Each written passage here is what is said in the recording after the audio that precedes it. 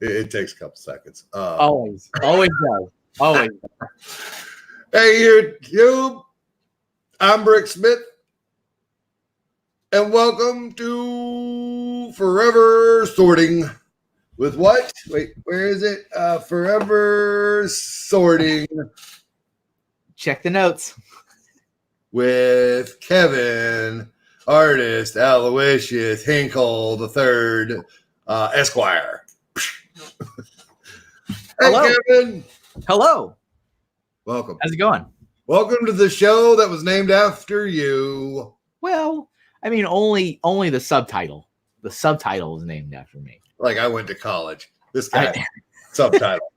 Subtitles. Hey, everybody. Welcome back to another exciting episode of Forever Sorting. Thanks for being with us. Thanks for listening to another one. Thanks for being patient, because I know last episode there was a lot of off-the-cuff things that just needed to be said and discussed, and people were anxious and on the edge of their seats. And we've been derailed for about a month, Kevin. Just tell the truth. It's just how it is. It's just how it is. But I'm still happy you're here. I'm glad you guys are listening. I've gotten another couple messages recently of people that have discovered the show and have started listening. So new guys. In a few months, when you catch up to this episode, thanks. Did you know that this is Brickstar's favorite podcast? That's right. That is right. I think that should be in the ticker town there. Sorry. Can we have confirmation on that? We can. We have confirmation on his favorite podcast. Yeah, we do. So yeah, welcome back. Let's get our intro knocked out of the way here, folks, so we can get right into the meat and potatoes of today. Do you have that ready to go? As a look at the dual bannerage. We got dual banners. Take a look below. Dual banners, folks. Hello, welcome back. My name is Kevin Hinkle. Welcome to Forever Sorting with me and Julian. Julian is here as well. His name's not in the subtitle, but he is very much appreciated as co-host, cohort, partner in crime. It's on my channel, so it's just assumed that I'm part of this. Whatever you want to call him as a title, he'll take it. Just don't call him late to dinner. So I could eat. So if you guys have any interest in finding me outside of this program, I hope you do. You can find me online on my website at kevinahinkle.com, which will be getting a refresh very soon because we're ending the year. So I got a lot of new stuff to put on there. Hopefully including a store. You can also find me on social media at Mr. Kevin Hinkle. That is my personal account. And you can follow just my work as a freelance artist at Mr. Hinkle Draws. That's across all the various social media platforms there are. In addition to that, you can follow the comic series I create for Lego fans. I assume if you're listening to this, you like Lego. I like Lego. They like overbearing large man and an artist with glasses. You might just have an affinity for long episodic tales. There it is. But we're all gonna assume you like Lego. So you can check out a comic series I make for Lego fans just like you called Bricks in the Middle. Bricks in the Middle is about Lego fans. You can find it on bricksinthemiddle.com. You can find it on social media at BITM Comics. And you can also find it printed in every other issue of Brick Journal magazine. Exciting news for Bricks in the Middle. By the time you guys get to listen to this episode, our brand new items in our Bricks in the Middle store will be available for purchase. And I know that for a fact because it's already live right now. I just haven't told anyone yet. So you'll have to wait for me. So we're going to have that up. So if you go to the Bricks in the Middle site, if you're a fan of the comic, you can help support it financially with purchasing one of our 2 shirts. We've got the classic yellow kind of goldenrod Bricks in the Middle shirt. We also have a legally compliant shirt, which is a direct homage to issue 1. And then we've got our new products, which are up there live, which is our enamel pins, sig figs, and 1x8 printed bricks. So those are available for purchase on there by the time you guys watch this. And then also, if you would like to check out some Lego-inspired T-shirts that I've designed in partnership with Clutch from Bricks on the Dollar, you can head over to bricksonthedollar.com and find links to our Amazon merch store.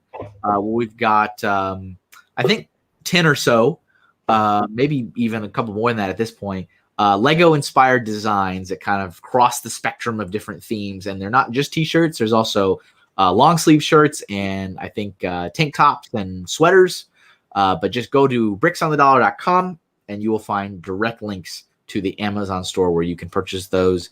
And I do receive a portion of the sales. So for every item of clothing sold there, it does help me pay the bills, feed the kids, and I appreciate it. There you go.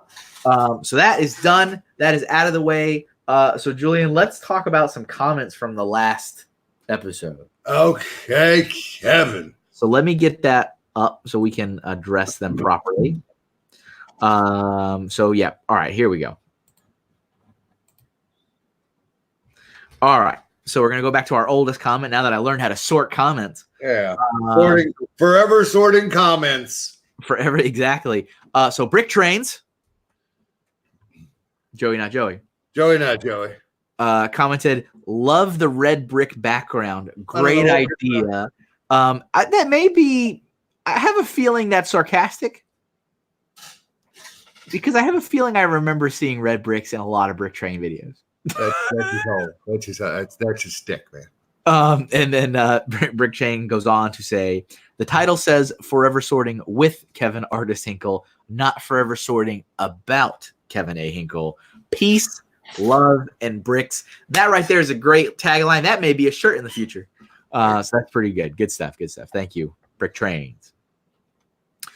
Shane McQueen says, let me expand it. It's a long comment. Love the hold on. Oh, shoot. I love when you guys write paragraphs or books or, I mean, I'm not even being sarcastic. I do. I love it when I have to go read more. I'm like, yeah. You guys care. You got to click the little and get the expansion. So Shane McQueen writes, love the show. I have gone back and watched, I think, all of them. I have been in to Let It Go. I wish I was a little boy. I wish I was a little boy, had a dark age for quite some time. Got back into 6 years ago with my children and have caught up. Yeah. Was always into Technic with the kids. We have switched more into modulars for myself.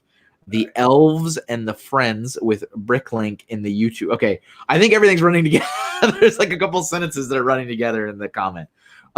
With Bricklink in the YouTube going south, sucks because this was the only way I was able to catch up and get into the community again. I would say don't count out the other opportunities and options there are. I know it is a dying platform, but Flickr is still there. What? Flickr? Flickr is still there. It is still a wonderful place to go look for photos of Lego mocks. There is a Lego group on Flickr, which I think has something ridiculous like 20,000 members. Yeah. So that's still there. You still have, regular social media channels like Instagram, Twitter, Facebook. Yeah, I post. I do all my on Facebook as well. The others. I'm old. I'm not Flickr old, but sure. And there's a group on Facebook called AFLs of Facebook. I am a member. I don't follow the group. I tend to find a lot of the discussion abrasive and almost toxic. This guy gets it. I don't even know if I'm a member anymore either. But like when people upload photos and stuff, it's kind of nice again as inspiration and to see that kind of stuff. But it's there. It's an option. You can check that out. Plus, there's a page I don't use on Facebook. Pink Bucket Nation has a page on Facebook. I don't do much in it. But it exists. Yeah, and of course the old school, old fashioned, non-digital route of exploring. If you have a Lego user group in your area, I don't know where you're from, but you can take a look. There should still be a map of lugs that are at least recognized by Lego on the Lego Ambassador Network. So that'd be like lego.com/LAN, and then you can find a map. You could see. if there's something in your area. And also you could check out if you have an event, if you have a large scale convention or an expo or something in your area or near it. Most of the time you're going to find something, a few hours away. There are some exceptions. Folks in Florida are way out in the boonies, as Julian knows firsthand. Your closest is Alabama. But for a show, yes. For a large scale Lego convention, at least today, at least at the time of this recording. But there might be something, Brick World, Brick Fair, Brick Con, Bricks by the Bay, Brick Fiesta, Bricks in the Six, Brick Can. I mean, there's Brick Fest, Brick Universe. Check it out. There might be something there. Yeah. All right. We got a comment from Bone Shaker. Bone Shaker. Bone Shaker has listed out his comments in 3 different points. Point number 1. There's 4 different points. Read more. Well, there's 4. There's 4. 4 comments. So number 1, regarding last week, get glad about me not drinking, Julian. Besides, Kevin has met me. He may tell you he doesn't need any alcohol. We'll just go with that. Comment number 2. Kevin, I specifically left you alone. I knew you would be buried with questions. Surprisingly, I caught Clutch on Instagram. We DM'd, and that was enough for me. I actually thought it was a joke at first. Yeah, and I don't remember if we mentioned that last week, but there was an actual April Fool's joke a few years ago that Lego had bought Bricklink. That was a legit fan site joke. On one of the major sites. I don't remember if it was Brickset or Brothers Brick, but it was a major fan site that headlined as an April Fool's joke. So people were like, oh, it's back again. Let's see. Comment number 3. Per your tale and how Lego does things, I am sure they will destroy Bricklink. They seem to be a child that wants a toy. Upon getting it, they ignore it, mistreat it, and eventually leave it somewhere forgotten. There is something we used to say, and I don't know how unique this is to Lego. Probably not unique at all. Probably very common in a lot of big corporations. But internally, we used to joke all the time about the shiny object syndrome. How people in Lego would very often have the shiny object where there's something shiny and they want to chase it. Nothing else matters until they acquire it, and then they don't really do anything with it. It was just kind of, I don't know, about the chase, and then they get it, and it just kind of it's half baked. It's not really fully fleshed out. It's kind of got a mediocre launch, and then we move on to the next shiny object. Well, I still stand firm, Kevin, that this move on Lego's part, Bricklink, the maniacal laugh in the background of that we're going to destroy it. Right. Yeah. The Lord Business has arrived. It's not personal. It's just business. Lord Business. Yeah. And then they're gonna craggle it all. There it is. And then you wrecked it. The last comment we got here from Bone Shaker is, as a night worker and an Army vet, 24 hours is nothing. You just got to keep moving. So see, that's my problem, is on a 24-hour live stream, all I'm doing is sitting. So, but kudos to you for being able to do it. I could not. I mean, I did it, but it was a pain in the butt. It seems like Kevin's not one to be uncomfortable, physically uncomfortable. Wow. To sit well with him, where other people thrive on it. Other people thrive indeed. All right, Dude Jude 20. Dude Jude says, good one, Kevin and Julian. Love hearing what y'all have to say about stuff. I got questions. Maybe one day in January I might ask some. Right on, brother. Good work. I like that. Dude Jude's just kind of culminating these very important questions. He's waiting for the right moment. Yeah. Marinating in that deep sauce that is Dude Jude. There it is. We got bricks on the dollar. Surprisingly, without saying "Go Birds," bricks on the dollar says "tinfoil hat time."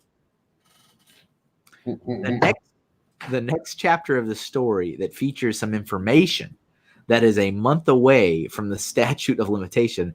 They are stalling until after that info is legally compliant. Legally compliant. See what you did. Could be. Yeah. Thanks for the comment. Thanks for listening. And Bricks Ninja. Bricks Ninja says, I also said that the A stands for artist. Thank you. Appreciate that, Ninja. Yep. And said the 24-hour stream was fun.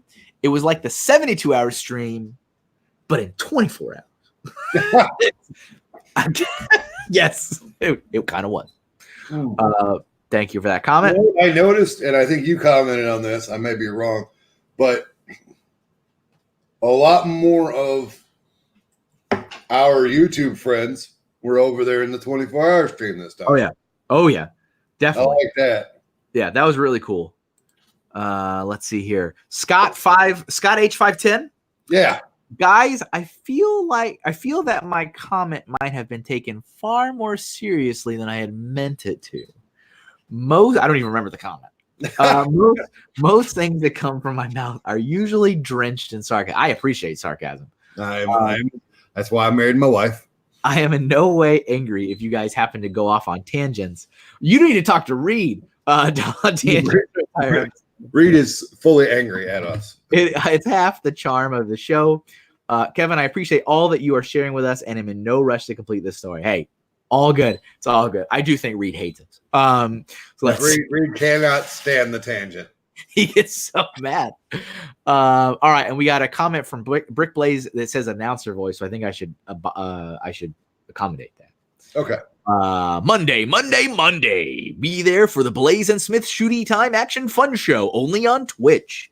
We sell you the whole seat, but you're only going to need the edge. There you go. Thank you, Jason, for putting the commercial right there. That was pretty good. By the way, in case you guys are wondering, over on Brick Blaze's channel, Monday, this has already passed. So last Monday, me and Jason, we played video games. And that was the commercial for that, because Kevin said something about Jason having the announcer voice. I mean, really, because I remember if there was ever a channel or like a personality in the Lego community that I'm like, oh, you could totally, like, your branding could be the monster truck branding. Yeah. It's Brick Blaze. Yeah. He's got it. Yeah, and then we've got a double action, a 1-2 punch Bricksar comment. Oh, hit it for the comment. Hey, Kevin. Yeah. Yes. Did you know that this is Bricksar's favorite podcast? I heard a rumor. Yeah, it is. It is. I heard a rumor, and I definitely am humbled and honored and appreciate that. Absolutely. So we got one comment. Brickstar is like, I think Lego bought Bricklink for the sole purpose of blowing up Kevin's cell phone. You might have a point. And then he's like, oh, coming back in with another comment. Legally, I am a Joseph. So you were mentioning 3 Joeys at the beginning. There's so many Joeys. All right, so let's recap real quick. We've got Joey Maniac for Bricks. Is that Joey? Yes. Right there. Kevin drew that. Then you've got Brick Trains, Joey, not Joey. There's the second one. And now we have Bricksar, Jabbo, or Joseph. And because he's been at a couple of events recently, JBricks27, who's active online, he's also a Joe. There it is. And so, I love it. All the Joes and Josephs and Joeys. Joey Lug, I believe, meets the 3rd Saturday of every month. And I want to say it is in Caldwell, New Jersey. There you go. So, yes. Also, Jabbo, Brick Trades, and Maniac for Bricks will all be in Bama, folks. Brick for Alabama. Woo! Pretty good. Actually, let me look real quick because I had looked at that tonight. What? And I was actually a little surprised. What's that? So I don't remember if I've mentioned this before. I think I've mentioned it in various live streams and stuff like that. But the registered attendance, that's the exhibitors, is up for Brick for Alabama. We would all assume it is because everyone's talking about it and the YouTubing community has embraced it. But numbers are numbers, right? Yeah. And so the registration has at this point in the year been up 28% from last year. But I think last year it ended Hang on. YouTube, that's you guys. Thank you very much. Yeah, for sure. The current number as of right now. There's Chad. Good job registering, Chad. He was the last person to register. So it's currently sitting at 133. So I think we need to get through the holidays because I'm very confident that number is usually around 175 to 200. Yeah. But once we get through the holidays, people will be like, "Oh yeah, I got to register for Brick Fair." Throw that in there. But yeah, Brick Fair, Alabama is the next. It's the next show. It's the next show I'm going to be at. It's the next show Julian's going to be at. And definitely check out his other Bama Hype. Bama Hype. Yeah. Videos. And I dare say that at some point in the near future, we here will have a special Brick for Alabama episode. At some point. Yeah. Hopefully more than a week before the show. But hey, we do. Beggars can't be choosers. Yeah. Just be happy with what you get. Kevin, real quick to that. Bama Hype streams are on my YouTube and my Twitch, and also Brittany Starshine's Twitch. And we even did one on Facebook the other day. Oh, nice. How was the Facebook one? It was they were there. There were people. Okay. People were there. Literally like watching the whole time. There were people like, "Oh, thank God I can watch it here. This is the only way I can watch it." Oh, okay. Interesting. Yeah. And I was like, "Really?" And I was like, "So cool." Nice. Yeah. There you go. So we're hyped up. We're ready to do it. It's on all my wife and mine social medias. Also, Hoosiers doing Bama Hype streams. So Hoosier Bricks, so you gotta get out there and support. We're getting excited, and on any given stream, there's at least 2 to 6 people, 2 to 7 people who are going to be there live in the room to talk about it. So if you have any questions, we feel like we're pretty well informed at this point. This ain't our first rodeo. Right. It should be a lot of fun. If you're anywhere, we've already said this before, but if you're anywhere near the area and you could accommodate it financially, or like distance wise, consider checking it out. It should be a lot of fun. So yeah, man. Should we continue the tale? I mean, the tale of Bricklink, the tale of Two Cities, Bricks, the tale of Kappa. No, none of those things. None of the above. So yes, we've as we discussed in the beginning of the show, we've kept you, on the edge of your seat for probably about a month, if not more. And we still have a little bit more story to tell. I mean, we are, in the lineage of my career, again, to recap, I started working for the Lego Group in September of 2005. And in our story, I think we left it 2015. Give or take. Somewhere right around there. I left Lego in 2017. Right. So you can see, we definitely we've crossed the honeymoon. We've crossed the midway point. We are we're crossed 3/4 of the way through the tale. We're in the twilight of Kevin's career. We are in what Lego would call the sunsetting phase. So we are in the sunsetting phase. So when we were talking about it, I believe we were talking about the arrangement that my boss at the time had come up with customer service to get me some additional help, and that was in the form of Kristen, who had been able to allocate a day a week out of her time in customer service to process lug support and event support to the communities in Americas to help me out. No. So that was happening.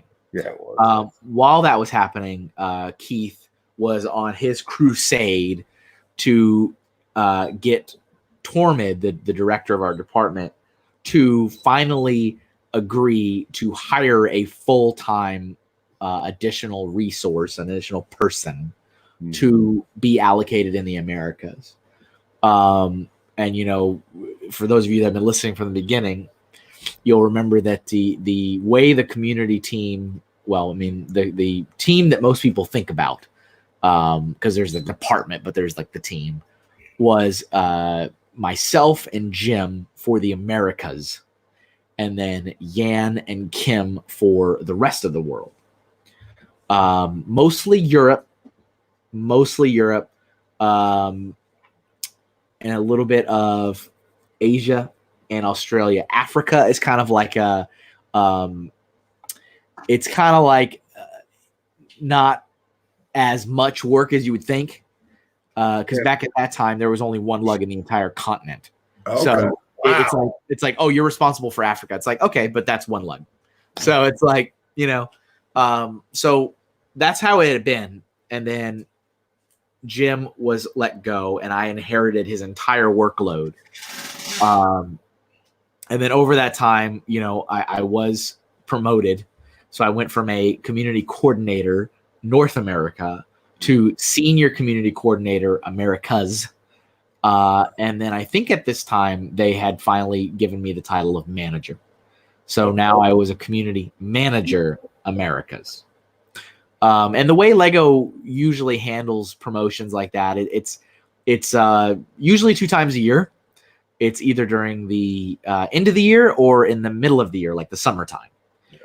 It is very, very rare for somebody to get a promotion outside of those 2 times of the year. So they kind of have like these waves where like in the middle of the year, like that summertime, they'll be announcing different people that have been promoted or taking on new jobs or whatever. And then they do the same thing at the end of the year. So like that stuff will like take effect January 1st. All of my promotions were like end of year things, like end of year reviews, where I would get that and then get promoted January 1st. Hold on, stand by. What? There was a spider on the camera. No. I was afraid at his triangulation, it was going to go right in front of the lens. So I was a community manager. I'm pretty confident. I mean, I have to go back and check the paperwork on exactly when that took effect, but I'm pretty sure at this point I'm a community manager, Americas. So what was also kind of fascinating, if you look back at my whole career and my time, I mentioned this a long time ago, but Lego has what they call a skyline, Lego Skyline, and that is where the hundreds, if not thousands, of different titles in the entire organization can get boiled down to the same roles. So there's like support, there's manager, there's director, there's vice president, and then president, and then executive, I think. So no matter what your title is, you can boil it down to fit into one of those skylines. Nice. And obviously they go up. And your goal is to, do so good and put so much of an effort that you always constantly move up in the skyline. That's your goal. Sure. And so when I was in retail, I came in as a support. That is the bottom of the barrel, entry level. And I moved into manager, which is assistant manager, and manager is manager in the skyline. Oh, no assistant to the manager? No.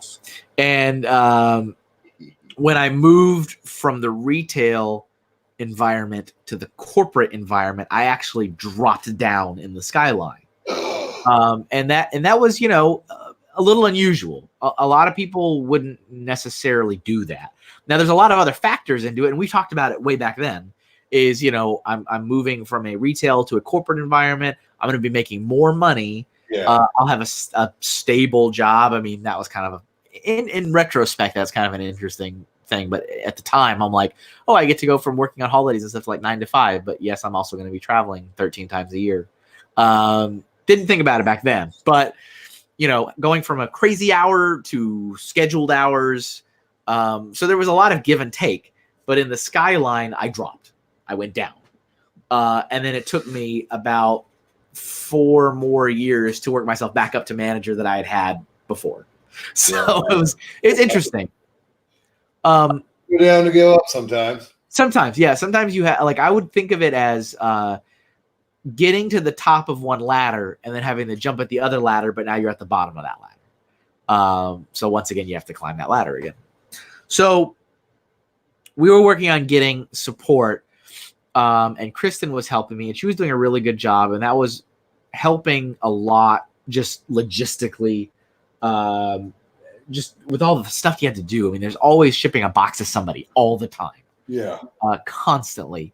So that was getting taken care of. So Keith and I started to put together this actual business case, this actual job profile for somebody to help. And that was still very much in discussion. Was this person going to be a partner? Was this person going to be my boss? Was I going to be the boss of this person? Was it going to be a coordinator? Was it going to be a partner? I mean, all these things were like these questions that we had to like figure out the answers to. Tormid at the time had finally agreed to say, I'm willing to listen, which was a big step. And remember, I'm still kind of in this, this is probably these last couple years, the like 15 to 16 to 17. I would say these are like the salty Kevin years. I love Kevin. Because, I mean, I had already had like my wind knocked out of my sails. I had already been just absolutely devastated with no support from a management team for a little while. I had been overloaded and overloaded and overloaded. The blinders were off, and the realization that Lego is just a company. Yeah, I mean, that was really starting to kick in. Yeah. What was not changing was I was still very dedicated to what I was doing. I have always done my job to the best of my abilities. In my whole career, my entire career at Lego, I could probably think of less than 10 times over the course of 12 years where I thought, okay, that wasn't a good call. That was a bad move, Kevin. Like I'd always thought of the company first. I thought of the customer or the client or the consumer. Sure. I'd always, but I mean, yeah, probably no more than 10 times over the course of 12 years. I've been like, whoa, Kevin, out of line. Not many. And I would say they're probably more so on the retail than in the community role. Oh my. None of those are super exciting, but it's just, when customers just, I remember, I probably even talked about it back when we were in the retail days, but just really kind of yelling back at people that are yelling me that you're not supposed to do. But whatever. Who doesn't? Who doesn't do that eventually in retail? Right. So this is, yes, definitely the saltier years. And that was definitely sitting in the back of my head in meetings. And I was getting invited to a heck of a lot more meetings. I mean, the community team, the community at large was having a voice in a substantial amount of meetings that they had never had a voice in before. Yeah. Does anyone really feel like they did? Probably not. But there was somebody there, me, at the table, trying to kind of, usually what I found most of the time is trying to add a voice of reason to the table, because people would have these grand ideas of things that were just going to be spectacular. And I'm like, I have a question. So that's dumb. And this is how it's dumb.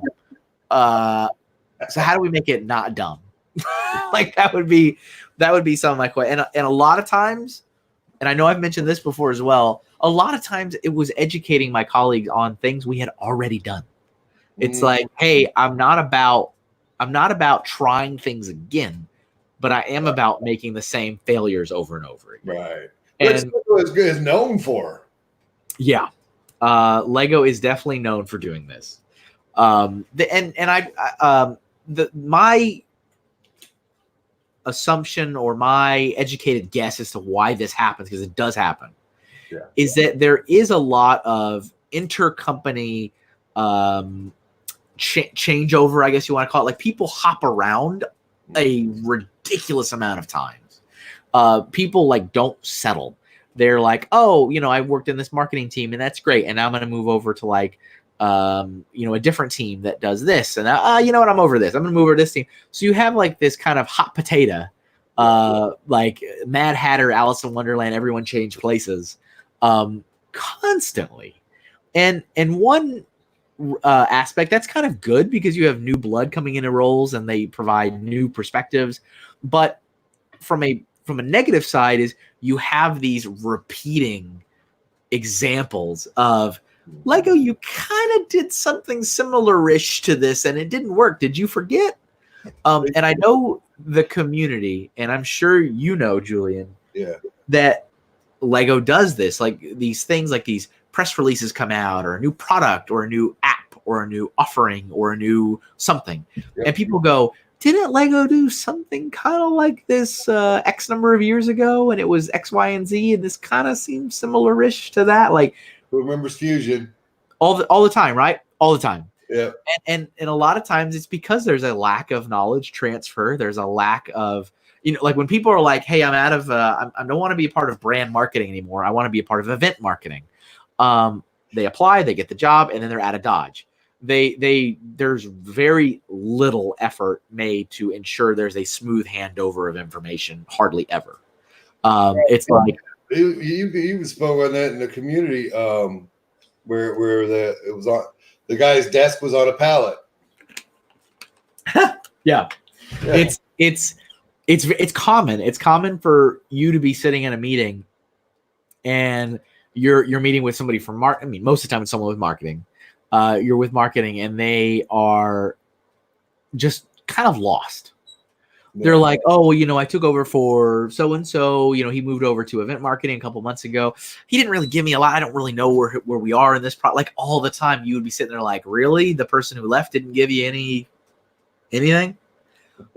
Constantly, because they're too focused on the new job. It's like, oh, I don't want to do the old job. I'm gonna do the new job. So there was a lot of this kind of rinse and repeat. Now, do they advance? They do, because I will say with certainty that the circle itself moves slowly forward, right? So there is like mistakes being made, and there's kind of this pattern, but the overall progression is happening very slowly. But it's just aggravating as all get out. For sure. It's just makes you pull your hair out. So we're trying to put this together, and one of the things that Keith wanted to do is rewrite the job profile for what a community manager should be. So as I mentioned, there's skylines in the company. There's like everyone's role boils down to some skyline title. But there's also a job profile, and there has to be a profile that sits with HR. And when you sit there and you start saying that's not part of my job, like that's when the job profile has to be consulted, and you say, is this really part of your job or not? So something that had happened with community, you guys have heard this listening to the story, is we were seen a lot of ways as a catch-all for tons of things. Yeah. Community, they'll handle it. So we kind of were constantly saying that's not part of our job, because a lot of times we felt like it wasn't part of our job. And our job profiles were pretty ancient. And most of the time not really accurate, because they were written by somebody from HR that kind of thought we were maybe fit into marketing, maybe a little bit of PR, and then maybe a hiring manager that just needs to get something on paper. You guys remember when I first applied for the community coordinator role when I was in retail in the Austin store, I read the whole job listing and I was confused. I was like, what is this job? I had to call or send an email to the retail director who put me in touch with Jim, who happenstance to be the hiring manager. And I was like, what is this job? Because I read the whole posting and I'm lost. That was my job profile. It was like this just confusing thing. So Keith's like, all right, in our journey to create a new one, we need to rewrite the current one because it's bad. Yeah. So, we had a session one of my many times in Billund where we locked ourselves in a meeting room, me and Yan and Kim and Anna. Anna had been part of the team. Anna still works at Lego to this day. Anna would do like logistical support for the Billund team, because heaven knows they really needed help over there. So they got their help. And Keith, of course, the leader of our team, we locked ourselves in a room like for 6 hours, and we were to like lay it out. What do we do? Why do we do it? What is our job profile? And I remember the one thing I really took away from that meeting, the goal of this was to come up with some kind of more concrete job profile of what in the world was a Lego community manager. And when we were done, we as a collective team with our leader were going to present it to Tormid, and Tormid had to rubber stamp approve it. So we sat, 6 hours in this room. And the thing that I really took away I remember this pretty vividly. I said, that's it. That is what we do in one sentence. And it was like magical. And all of us sat there and we all looked at this board and I was like, that is what we do. What was the sentence? Yeah, that's what everybody. The sentence was, we as community managers are responsible for managing the relationship between the Lego brand and the adult Lego fan community for various geographical regions. There it is. Done. And to that point, we didn't have that crystal clear sentence. Like every time, like, what do you do? Wait a minute. It took a group of grown-ups 6 hours to figure that out? I'm sorry. Yeah, it did. It would always be this long, drawn-out conversation, you know? Like I would be sitting on a plane. What do you do? I'm a community manager. Well, that's, do you work with schools and stuff? No, don't have anything to do with schools. Like it would always be this long thing. Yeah. And I was like, wow, that really is, because it just like it embodies everything. Yeah. Because notice I said Lego brand. Yeah. Manage the relationship between the Lego brand, because the brand is everything. Yep. The brand is the Lego retail stores. It is the Legoland theme parks. It is Lego education. It's Lego retail. It's the various markets like Lego Mexico, Lego Canada, Lego Europe, Lego Australia, Lego Asia. It is quite literally every aspect of the entire Lego brand, because let's face it, yep, Lego fans have something to say about every aspect of the Lego brand. They do. Yeah, we do. Somebody has to be there between this giant, ominous red cube and all of you. Yep. So that's what we did. And we were all like, I mean, like, it's very rare that we would have a meeting where myself and Kim and Yan and Keith and Anna all agreed 100%. And we sat there and we were like, this is it. And I also remember vividly us proudly telling Tormund to come inspect our work and see what we had come up with. And this was all on whiteboards right in the room. You know, we've spent hours writing all kinds of stuff and outlines, and then we have a sentence. And I was the one that presented it to Tormund. He came in, I represented the group. I talked about our thought process, and I said, what we do is we manage the relationship between the Lego brand and the adult Lego fan community for various regions across the world. There it is. And we all just kind of like this, waiting to see what he's going to say. And he goes, I don't agree. I felt like I was going to just fall on the ground. And we're like, what do you mean you don't agree?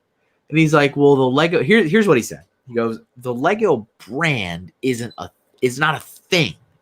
It's not a thing. Nobody owns the brand. It's a feeling. It's an emotion. It's an ominous cloud. Wow. And we're all sitting there like this. Yes, it is. And he goes, so nobody out there owns that. Like you would have to manage just kind of everything that's coming out of that with the community. And again, we're all sitting there going, sounds like exactly what we do every day. and we sat there. I mean, it was the most bizarre thing ever. And for about 15 or 20 minutes, we all just kept listening to Tormund. And we're like, Tormund, everything you say is backing that sentence up more and more. I'm failing to understand how we're incorrect in our assertion of what we do. You're proving our point over and over again. And so we kind of agreed to disagree. Wow. Tormund, I tell you what, Tormund needs to come on the show. Well, hey, he can come on the show. I will be in the green room. So that's the Julian expose. I'm out. I don't want to deal with him. But that was part of this process of trying to, like reinvent what we do. Well, not necessarily reinvent, like put it to paper. Yeah. Because over these years, from when I took this role in 2011 up to 2015, the role had just exploded into whatever the heck it was. Yeah. It was a little bit of PR, it was a little bit of community, it was a little bit of marketing, it was a little bit of customer service. Rock and roll. Sorry. it was just everything, right? It was just everything. And you can't, like, I mean, how do you put to paper everything? How do you write? You just do everything. Yeah. You can't, like, legally you can't, because HR in no way will be like, oh, we can't just have that as their job profile. That's impossible. Everything. But that was on the block, and that is something that over many weeks and probably months, actually, we firmed up a new updated job profile of what a community manager was. And once we had that, yeah, we were able to copy and paste to hire for somebody else. And so the decision was made that we were finally going to get help. I was going to get help. Nice. There was going to be a role that was going to get posted up. But before I get too far into that, so something that happened, which is kind of important to the lineage. So Kristen, who had been helping me out for several months, if not a year at this point, worked in customer service. Right. And customer service, is based in Enfield. I've mentioned this before. If you're calling anywhere in the U.S., you're going to call Enfield, Connecticut. That's who you're going to talk to. And, she had this time to allocate because they're not they got a big, robust team, and they're not super, super busy all the time, except for one time. And that's usually Christmas time. So Christmas time is when customer service people, that's when the team explodes. Like, that's when the normal complement of Lego customer service at Enfield, goes from the 80 to 100 people to 300 and an offshoot office. Yeah. So it's a totally different situation. So Kristen was not going to be able to keep helping me. She was going to need to allocate her time back to working with the phones, working with emails, working with chat. And that's okay. I can understand that. I could totally, as someone who worked retail during holidays, understand that. So she was going to need to go back to that. But now I'm like, oh no, what am I going to do? I still don't have any help. I still have all this administrative logistical task I got to do. And so then I started exploring the option of kind of taking this role. And the way we framed this whole thing was that this was kind of a developmental, a personal developmental opportunity for people that were interested in working in the community team. So, Kristen had a kind of an interest in, adult fans and what do you do? And I could put this in my own personal development to say I'll work with somebody in community to learn about what they do. Meanwhile, I'm getting a little bit of help logistically, but also teaching her what it's like to work in this team. So one of my friends at the office, who worked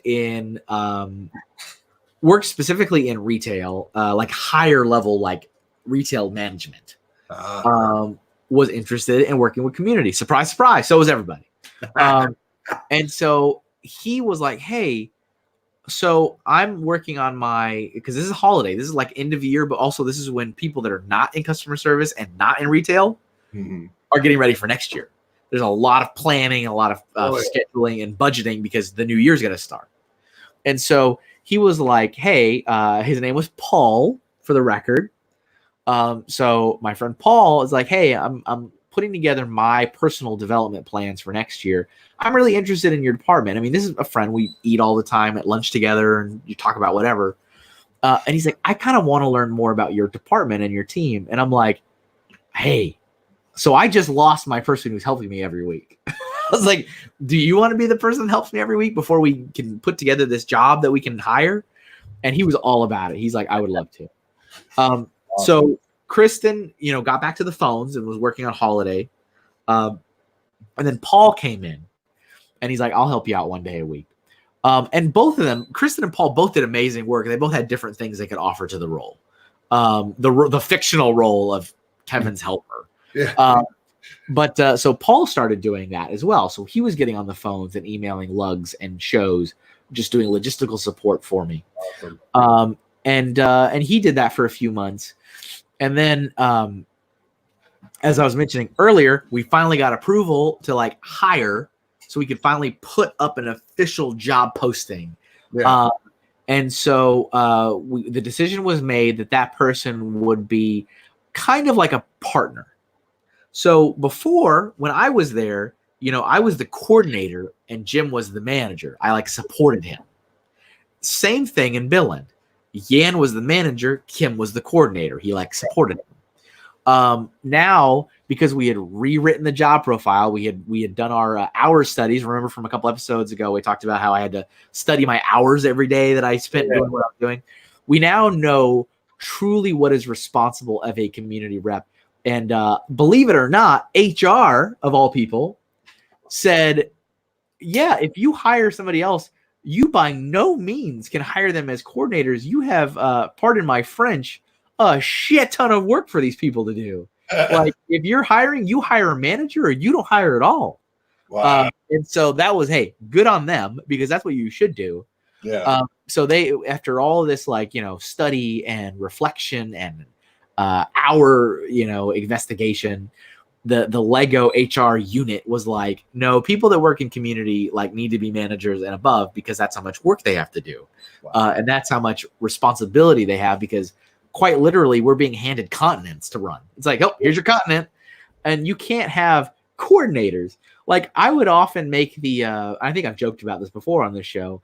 I would make the observation that I'm like, wow, I'm a coordinator responsible for a continent. Meanwhile, that coordinator in the accounting team is responsible for getting coffee and taking meeting notes. I'm like, interesting. Like, we in the community team, the royal we, definitely took advantage of coordinators. So that era was behind us. That was not going to happen again. So the decision was made. I am a community manager. We are going to hire another community manager. But so then, while the posting was up, it got put up, and people could start applying for it. It was shared out and about in the wild. As you can imagine, the interested applicants from the fan community was it was definitely in the hundreds. I think we were getting like 100 applications a week, I think. Wow. And that was just from fans. Wow.